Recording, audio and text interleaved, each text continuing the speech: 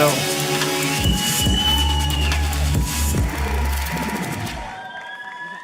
Bom dia, Atitude Barra da Tijuca, nossa sede, nossa casa.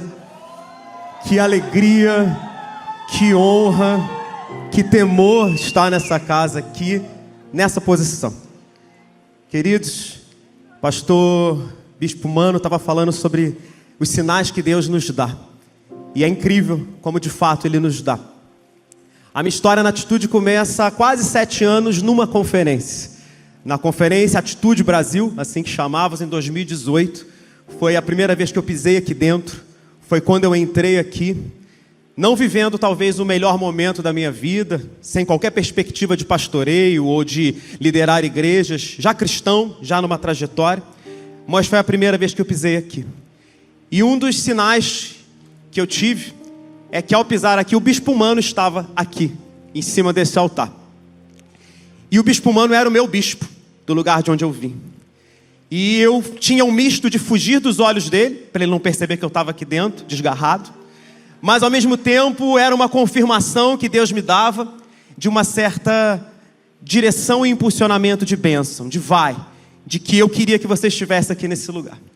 E quando eu chego aqui nessa manhã e subo esse altar para falar depois do Bispo Mano, eu vejo que ao longo de 7 anos Deus tem feito só confirmações, e hoje foi mais uma confirmação. Roubaram ele ali para dar uma entrevista, daqui a pouco ele volta, mas o Pedro está ali, o filho dele. E queridos, Deus tem feito confirmações atrás de confirmações. E esse lugar é um lugar que a gente vem geralmente para buscar um novo combustível. Muitos de nós viemos à conferência para alimentar aquela sede que estava se perdendo, retroalimentar aquele processo de busca e de viver a visão de amor e de cuidado, de célula e discipulado que estava se perdendo. Ou alguns vêm como eu vim aqui sem saber que essa visão existia. Queridos, o meu ingresso aqui naquele dia, 7 de setembro de 2018, me apresentou o Evangelho com uma perspectiva nova. Foi como se eu tivesse colocado um óculos com o grau certo e eu tivesse enxergado que o Evangelho era muito mais do que uma cadeira macia e confortável para eu ficar sentado. Era muito mais do que um ar-condicionado e um ambiente de 4 paredes agradável para eu ser ministrado. Que o Evangelho era muito mais do que o meu coração receber uma palavra e eu ser afagado pelo Espírito Santo. E na segunda-feira eu voltar a viver a minha vida com aquela sensação de que Deus cuida de mim, Deus guarda, Deus me dá a minha vida, a minha carreira, e isso é o Evangelho.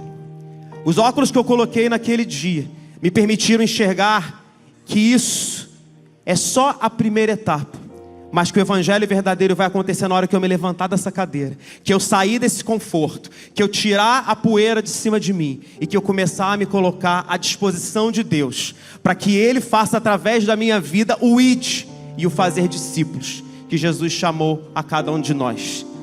Vejo hoje rostos familiares e conhecidos de uma história que vivi. Alexandre e Maria também estão aqui na frente. Pastor Elson, grande pastor da minha vida também. Tantos homens de Deus. E eu não me enxergava nesse lugar. Sabe, queridos, é com temor e tremor que eu me coloco aqui nessa manhã. Totalmente consciente de não estar talvez à altura dos homens de Deus que subiram aqui e falaram. Mas eu queria contar um pouco para vocês do que foi o que veio a seguir dessa conferência. Porque com toda a minha concepção de formação acadêmica e profissional, meu entendimento era de que ia ser tudo muito fácil. Agora eu entendi a receita do bolo, agora eu entendi a regra, agora eu entendi que a primeira coisa que eu tenho que sair daqui e fazer é abrir uma célula. E abrir uma célula e as coisas vão acontecer, e aquilo ali pode virar um organograma, e você, com a sua mente humana, começa a estruturar os planos para fazer algo legítimo, que é a obra de Deus. Só que fazer a obra de Deus não é na força do nosso braço. Fazer a força de Deus não tem a ver com os nossos méritos, não tem a ver com as nossas capacidades e habilidades. Sim, Ele usa as nossas capacidades e as nossas habilidades, mas muitas vezes nós começamos e paramos no meio do caminho, pela falta de entendimento que a obra é dele, pela falta de compreensão que o projeto é dele, pela falta de captação da essência verdadeira de que nós somos instrumentos e que nós precisamos ser muito menores do que a glória de Deus. E isso, queridos, faz com que muitas vezes a gente pare no meio do caminho. E talvez essa seja a tua trajetória aqui nessa manhã. Talvez você já tenha sido envisionado e vivido apaixonado como eu vivi por essa visão em algum momento. E hoje você está ali, acho que vou fechar minha célula. Eu acho que não vale a pena multiplicar, a minha célula está legal. Eu acho que isso não é tão bem assim quanto o pastor Josué e os pastores falam. Talvez para algumas pessoas funcionam, para mim não. Eu acho que Deus chamou alguns para serem líderes de célula e outros para serem meros frequentadores dominicais de culto. Queridos, eu quero te ajudar a entender a forma que a gente consegue começar algo e terminar algo. A maior dificuldade que nós temos hoje em dia é de começar e terminar coisas. E o começar e terminar a obra de Deus, ele precisa ser precedido de um entendimento claro. E aí, em mais uma linha de confirmação, o pastor Mano trouxe um spoiler aqui da ministração dele, de a vida de um homem que eu queria usar como referência para você nessa manhã. Um homem usado por Deus, um homem levantado por Deus, ao qual foi dada uma obra, ao qual foi dada uma missão.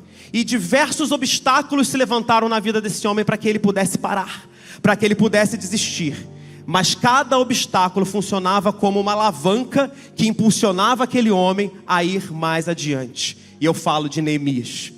Eu queria ler com você alguns versos que estão lá no livro de Neemias, no capítulo 4, para ajudar a gente a contextualizar essa história e lembrar um pouquinho quem é esse homem, quem ele fez e como que ele nos ensina a iniciar algo e terminar algo, a começar algo e fazer algo, não na força do nosso braço, mas por aquilo que Deus nos impulsiona.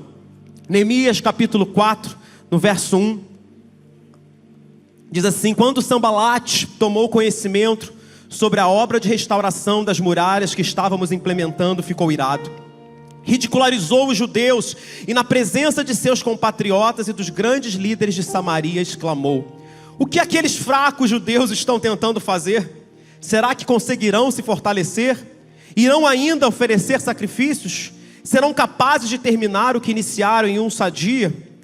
Talvez até possam ressuscitar pedras de construção dos montes de escombros e de pedras queimadas.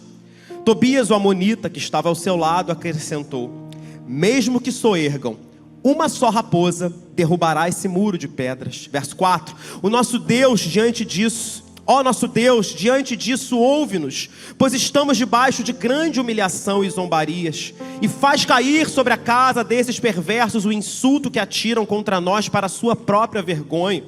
Faz também que eles sejam levados como escravos para uma terra de cativeiro. Não perdoe os seus erros e pecados, nem apague suas afrontas e atitudes más, pois provocaram tua indignação diante dos construtores.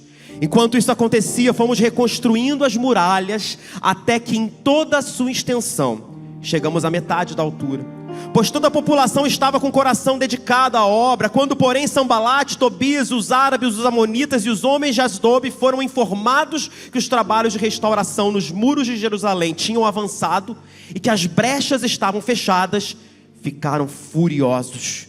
Então ajuntaram-se todos de comum acordo para virem atacar Jerusalém e nos causar grande preocupação e confusão. Nós, porém, oramos ao nosso Deus e colocamos guardas para defender-nos deles de dia e de noite. Salta comigo para o capítulo 6, verso 1. Tendo ouvido Sanbalate, Tobias, Gesem, o árabe e o restante dos nossos inimigos que eu tinha edificado as muralhas e que nelas não havia mais nenhuma brecha, embora até então eu não tivesse instalado os portais em seus devidos lugares, Sanbalate e Gesem mandaram o seguinte convite: vem, vamos nos encontrar em uma das aldeias da planície de Ono. Eles, entretanto, estavam tramando fazer-me algum mal. Por essa razão enviei-lhes mensageiros com a seguinte explicação: estou executando um grande projeto e não posso descer agora. Afinal, por que eu deveria parar minhas obrigações e deixar a obra para encontrar-me convosco? Eles me enviaram esse convite 4 vezes e todas as vezes eu lhes dei a mesma resposta. Pela 5ª vez Sanbalate enviou seu homem de confiança com uma carta em mãos, e nessa missiva estava escrito: comenta-se entre as nações, e Gesem é testemunha, que tu e os judeus planejais uma rebelião.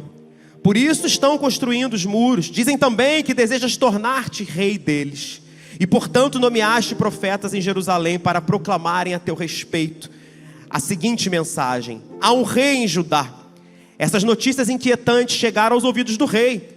Por isso é bom que venha depressa e esclareçamos o assunto.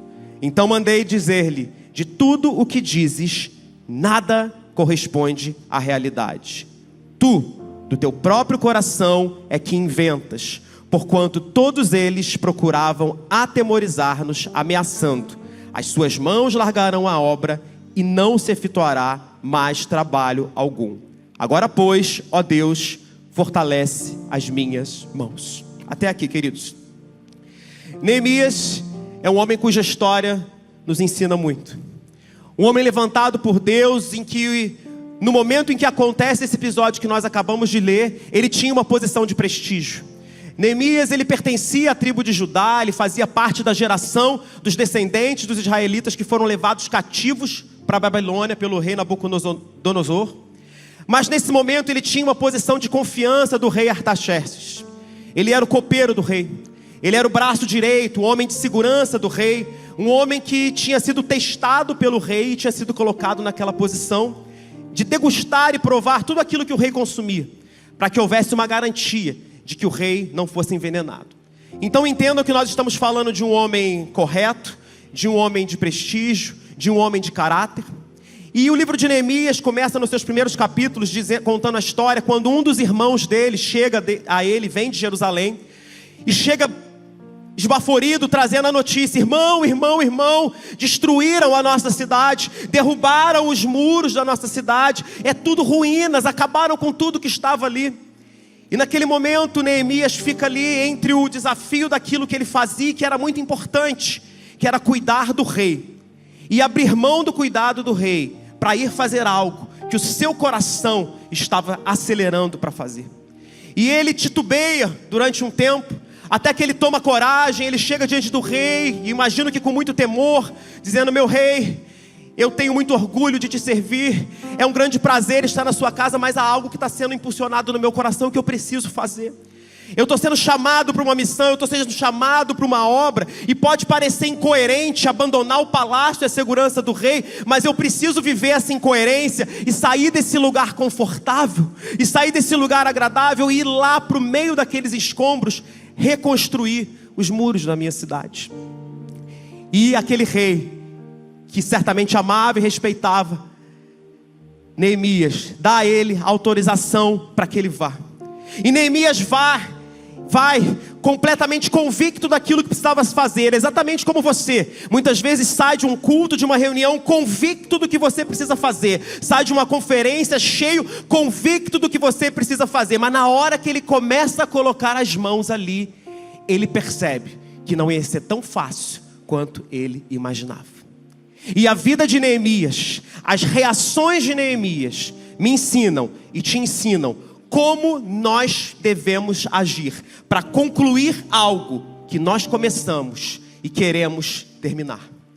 A primeira coisa que a gente percebe, que quando Neemias chega naquele lugar, um homem chamado Sambalate é usado pelo inferno para começar a ridicularizar o trabalho que eles estavam fazendo, debochar daquilo que eles estavam fazendo e trazer humilhação e zombaria. Queridos, uma das primeiras armas que o inimigo usa contra mim e contra você, quando ele quer nos paralisar, quando ele quer nos impedir de alguma coisa que precisa ser feita, é o assédio moral à nossa mente, o assédio às nossas emoções. Sem se dar muito trabalho de levantar armas e de levantar pessoas, o inimigo começa a tentar nos convencer de que nós não somos capazes. Ele começa a tentar nos convencer de que aquilo ali é impossível de ser feito. Ele começa a tentar te convencer de que é uma vergonha você abrir uma célula num condomínio onde todo mundo te conhecia pelo aquilo que você tinha, pelo aquilo que você fazia, pelos seus negócios. Ele começa a trazer palavras de zombaria e de humilhação na sua cabeça e de vergonha para tentar te esconder num mundinho pequenininho e fazer você acreditar de que aquela obra não precisa nem ser iniciada. E por que o inimigo faz o uso dessa estratégia? Porque é a mais fácil, porque ela te impede de começar na raiz, ela mata no início do projeto aquilo que você precisa fazer, ela te impede de fazer o que precisa ser feito. As tuas convicções que são formadas aqui numa conferência, num culto, elas morrem na segunda e na terceira vez, quando você começa a ter medo e vergonha de fazer aquilo que você sabe que precisa fazer. Queridos, é importante entendermos que fazer algo novo tira a gente da zona de conforto. Querer fazer a obra de Deus por uma nova perspectiva, que não é apenas a zona de conforto de um templo, tira você da sua zona de conforto. Vai te exigir fazer coisas que você não está acostumado. Abrir a sua casa e receber pessoas vai tirar você do seu conforto, vai expor a sua intimidade, sim, vai expor ali alguma realidade que de repente não condiz com aquela que as pessoas acreditam que é a sua realidade. Expor a sua vida, expor a sua história, tira você de um lugar confortável. Assim como você começar o primeiro dia de um emprego, o primeiro dia na escola, tudo que é o primeiro na nossa vida faz suar as mãos, exatamente como as minhas estão suando aqui absurdamente nesse momento. Eu lembro claramente quando a gente teve nossa primeira filha, Rebeca, hoje com 16 anos. Michele, minha esposa, está aqui também. Isaac, meu filho mais novo. E foi muito engraçado porque quando a gente chegou em casa com a Rebeca, toda aquela expectativa, a gente chegou, entramos em casa, eu e ela, colocamos ela no berço, aí ela olhou para mim, eu olhei para ela e falou: e agora, o que a gente faz? Sei. Aí a gente foi esperando, daí a pouco a gente começou a entender. Ela começou a chorar, fazer xixi eternamente, fazer cocô eternamente, berrar. E aí você foi começando a aprender, querido, tudo que é novo te coloca diante do desconforto. Então o desconforto não necessariamente é porque você está fazendo algo errado. O desconforto é necessariamente porque você está invadindo uma seara nova, está entrando num espaço novo, está entrando num lugar novo. Tem uma historinha que provavelmente 85% dessa plenária que já deve ter ouvido, que se usa muito em pregações, dos 3 sapinhos que estavam caminhando. Quem conhece a história dos sapinhos que estavam caminhando e caíram no buraco? Pouca gente. E acontece que 2 sapinhos caíram no buraco, e alguns ficaram do lado de fora, vieram os amigos, e eles começaram, o buraco era muito fundo, e eles começaram a encorajar aqueles sapinhos: pula, pula, e eles pulavam e não conseguiam sair. De repente eles perceberam que não ia dar certo, que o buraco era muito fundo. E aí eles começaram a falar: é melhor vocês desistirem, é melhor parar, não pula não, é melhor vocês morrerem descansados do que vocês morrerem exauridos. E aquelas palavras, elas foram fazendo com que um dos sapinhos cada vez desse pulinhos mais baixos. E pelo contrário, o outro sapinho, cada vez que vinha aquela palavra, ele pulava mais e mais e mais forte, até que de repente esse sapo animado, ele salta para fora do buraco.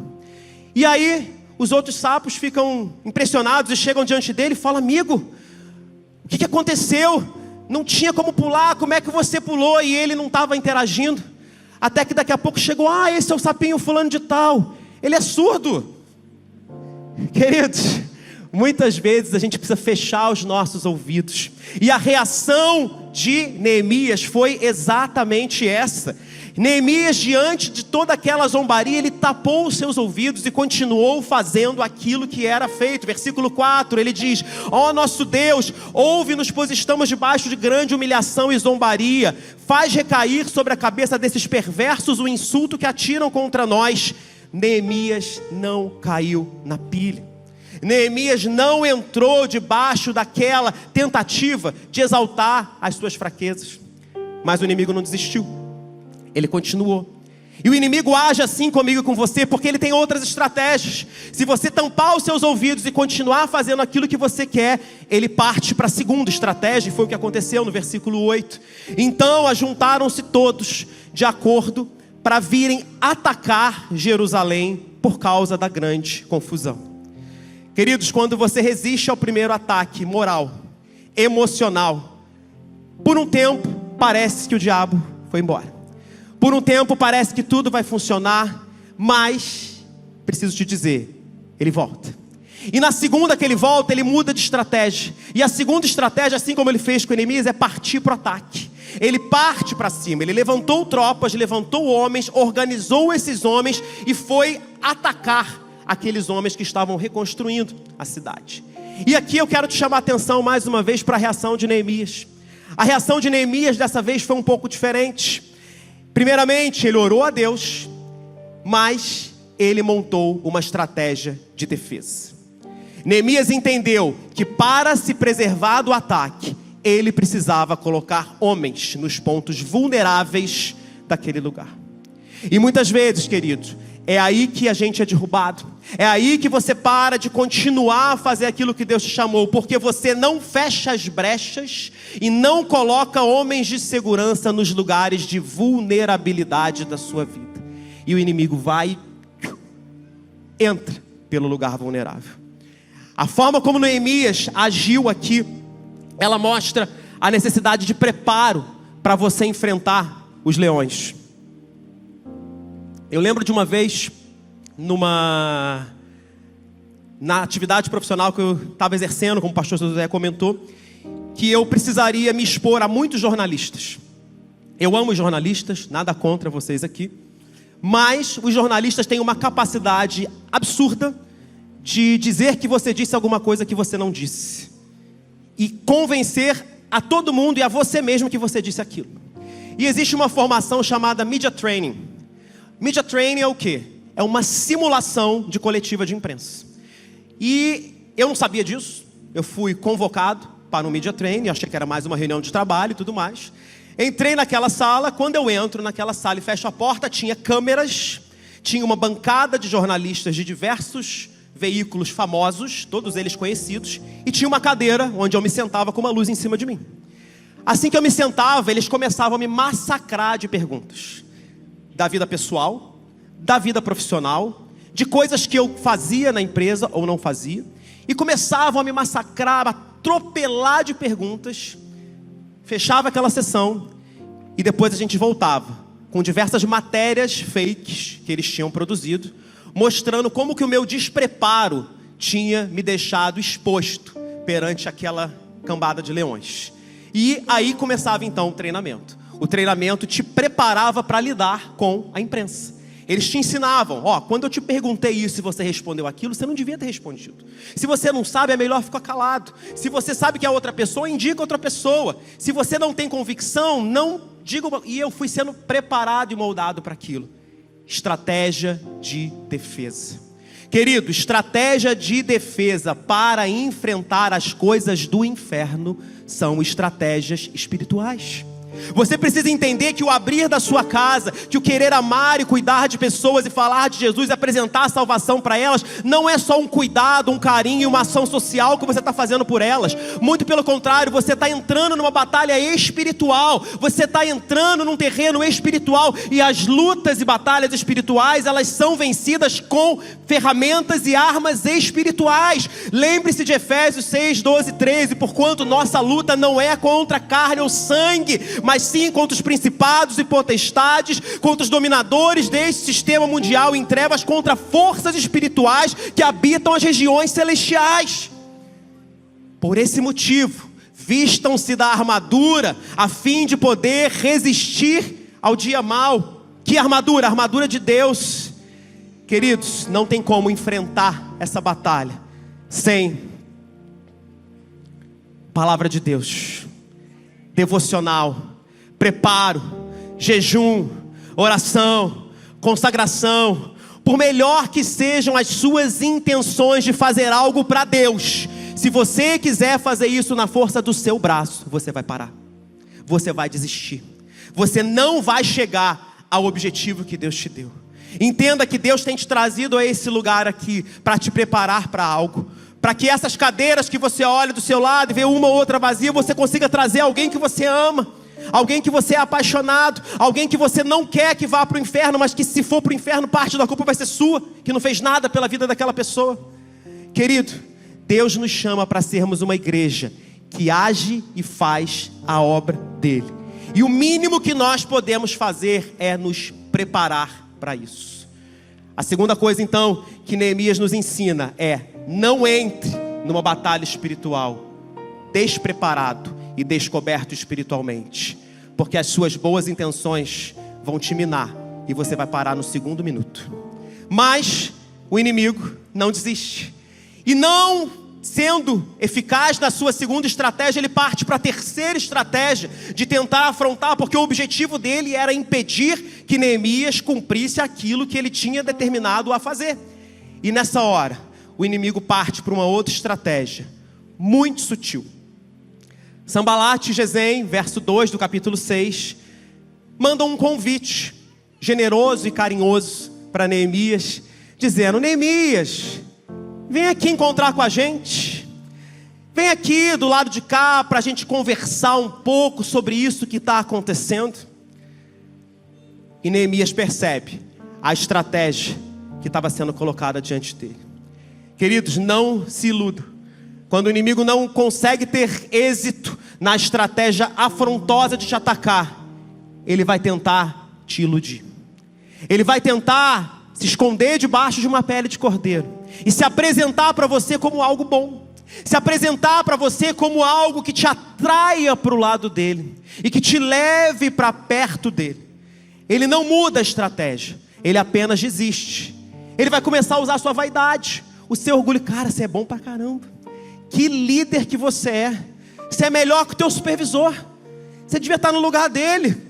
Nossa, era você que devia estar pregando nas quartas-feiras, mas como é que tua palavra é boa? Olha a tua capacidade de organização, olha quem você é, olha quem você faz.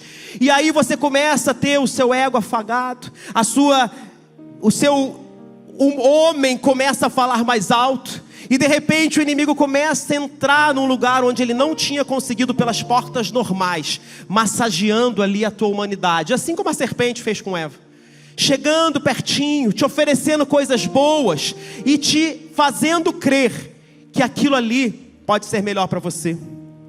Queridos, entendam, não podemos dialogar, negociar com o inimigo. A terceira coisa que Neemias nos ensina é que na hora que o inimigo se aparece sutilmente diante de nós, nós precisamos ter a sensibilidade espiritual de entender essa aproximação e nem que por um minuto tentar converter o inimigo. Não, deixa comigo, eu sou bom, eu sei o que eu estou fazendo, eu vou tentar converter o diabo. Eu vou discipular o diabo, eu vou ensinar para o diabo como é que faz, eu vou tomar café com o diabo toda semana, e o diabo vai se converter ao Senhor Jesus, em nome de Jesus. Querido, não tem brincadeira. Quando você entra para perto dele, você tem mais chances de ser sugado e ficar para lá para sempre, do que você conseguir voltar para o lugar onde você está. O pezinho que você coloca, a tentativa que você coloca de dialogar, ela pode te derrubar. Eu tenho uma história da minha adolescência. Eu sempre fui um aluno muito quieto, muito estudioso. Acho que não tem ninguém que estudou comigo aqui, não. Mas eu sempre fui muito compenetrado naquilo que eu fazia, tirava boas notas e tudo mais. E aconteceu uma situação uma vez que me deixou assim, completamente sem saber o que fazer. Era semana de provas, eu estava lá no meu ensino médio. De repente eu estou em casa estudando e toca a campainha. Minha mãe me chama: filho, seus amigos chegaram para estudar com você. Eu falei: mas eu não convidei nenhum amigo para estudar comigo. Não, chegaram, 5 amigos, eles falaram que vieram estudar com você. Quando abro a porta, eram 5 amigos do fundo da sala. Eles não eram meus amigos. Chegaram, foram para o meu quarto, fecharam a porta e falaram: a gente entrou na escola ontem à noite, roubamos a prova e a gente quer que você faça ela para a gente. Eu fiz. Resolvi a prova. Eles espalharam aquela prova para todo mundo. E eu fiquei assim, morrendo de remorso aquela noite inteira. Cheguei na escola e na hora que sentei, entra a diretora na sala. Falei: acabou, é o meu fim. Vou ser expulso, tudo vai acabar. Mas graças a Deus, Deus me protegia. E ela falou: olha, nós descobrimos que a prova foi roubada. Eu já estava esperando meu nome ser dito e eu ser expulso da sala.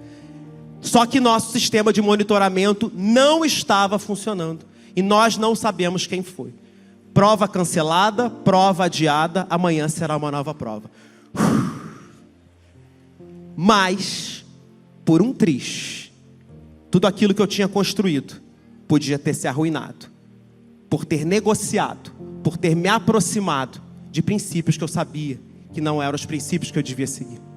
Mas não feliz, queridos, o diabo não desiste. E partindo para a quarta e última estratégia que ele usa é levantar todas as armas que ele tem para te denegrir e te perseguir. Neemias resistiu ao abalo moral, emocional. Neemias resistiu ao ataque físico. Neemias não sentou à mesa e não negociou. E aí o inimigo falou: quer saber, agora eu vou começar a perseguir esse camarada. Agora eu vou começar a falar mentira para a torta, direita, porque se tem uma coisa que o inimigo não tem compromisso é com a verdade.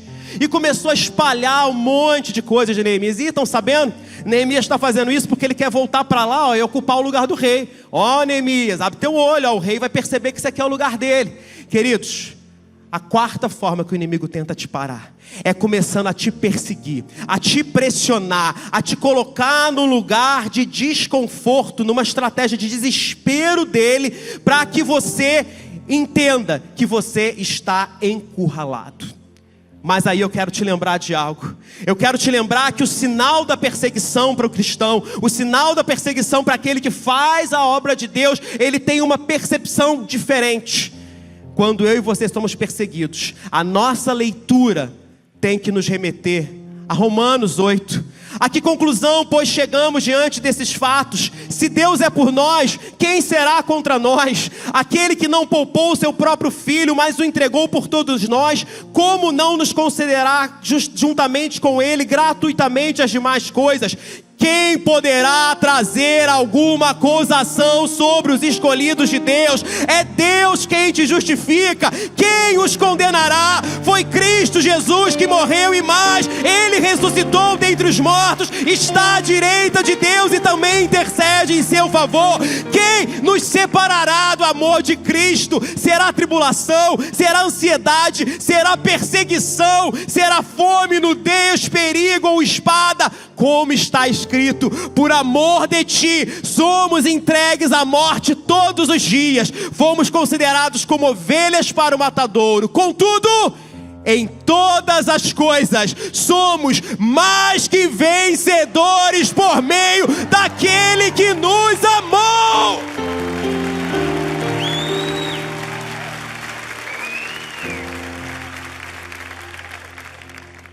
Você deve olhar para essa história e falar: Neemias deve ter ficado anos reconstruindo aquele muro, anos de sofrimento e angústia. Mas a cronologia não foi bem essa. O fato de Neemias ter sido completamente comprometido com aquilo que Deus chamou ele para fazer, fez com que ele, em novembro, dezembro de um ano, recebesse o seu irmão dando a notícia para ele do que estava acontecendo. Ele gastou um tempo ali em janeiro, fevereiro, relutante do que tinha que fazer. E é exatamente essa cronologia. Chegou em março, em abril, ele conseguiu chegar diante do rei e obter a liberação.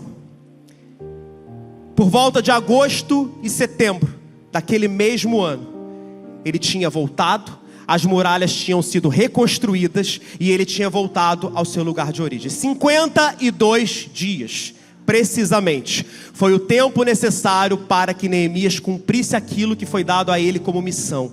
E isso só foi possível pelo entendimento claro dele das estratégias que o inferno levantava sobre a vida dele, das estratégias que o inimigo tentava colocar diante dele. Nessa manhã, meu amado, eu quero que você saia daqui, minha querida, entendendo que Deus tem te chamado para uma missão. Que o ir e fazer discípulos, ele nunca foi associado a bispos, pastores e apóstolos. O ir e fazer discípulo, ele é meu, ele é seu. O ir e fazer discípulo foi o que me inflamou aqui 7 anos atrás nessa conferência. O ir e fazer discípulos precisa inflamar o seu coração, a despeito do que você faça, onde você esteja, onde você trabalha, o que você tem, a cor da sua pele, o seu gênero. O ir e fazer discípulos, ele está acima de qualquer uma dessas coisas. Só que para você ir fazer isso, você tem que ter a compreensão clara de que essa obra, essa chamada é de Deus para a tua vida e que você se torna instrumento dele. Portanto, querido, não deixa que vergonha te paralise de fazer a obra de Deus. Não deixe que ataque do inimigo te enfraqueça. Se prepare, guarde-se na palavra de Deus. Não dialogue, não sente na mesa do inimigo. E principalmente, se começar a perseguição, dá um glória a Deus bem alto, porque você está no caminho certo. Você está fazendo aquilo que Deus te chamou para fazer. Eu quero que você se coloque de pé nessa manhã. Eu quero orar pela sua vida, orar por você, para Deus te encorajar a não perder a primeira essência que Ele te deu, o brilho no olhar que Ele te colocou. Que você nunca perca aquilo que Deus te deu, aquilo que te impulsionou, aquilo que te aqueceu, aquela chama que veio no seu coração, amém? Pai, nessa manhã nós, Senhor, nos apresentamos a Ti, Pai, com a compreensão e o entendimento daquilo, Senhor, que Tu nos traz como missão. E nós reafirmamos diante do Teu altar e da Tua presença o nosso compromisso em dizer: sim, eis-nos aqui. Deus, eu te peço que Tu contemple nessa manhã homens, mulheres, adolescentes, jovens, idosos, que dizem mais uma vez: sim, eis-me aqui para o Teu chamado e para a Tua missão, Pai. E que, Senhor, Tu habilite cada um de nós como instrumentos da expansão do Teu reino, Pai. Que Tu habilite a cada um de nós como homens e mulheres, Senhor, corajosos para enfrentar, Senhor, a batalha, Senhor, espiritual na qual nós entramos, mas conscientes, ó Pai, de que a força do nosso braço é que nos impedirá de fazer aquilo que é a Tua vontade. Dá-nos, Senhor, dependência, é o meu pedido, que nós sejamos dependentes de Ti, completamente entregues a Ti, para trilharmos os caminhos que Tu nos direcionar, por mais improváveis que eles pareçam, Senhor. Leva-nos, Senhor, a lugares desconfortáveis, mas mostra-nos, Senhor, nesse lugar, que Tu é a nossa segurança, que Tu é a nossa força, Pai, que nas nossas fraquezas nasça, Senhor, a Tua força, e que sejamos, ó Pai, usados por Ti, e tenhamos, ó Deus, cada vez mais paixão para fazer a Tua obra, ainda que perseguidos, sabendo, Pai, que é esse o caminho que nos leva em direção à Tua vontade para cada um de nós. Assim nós te oramos, em nome de Jesus, amém, amém, amém. Aplauda o nome do Senhor e siga e termine a obra que você começou, amado.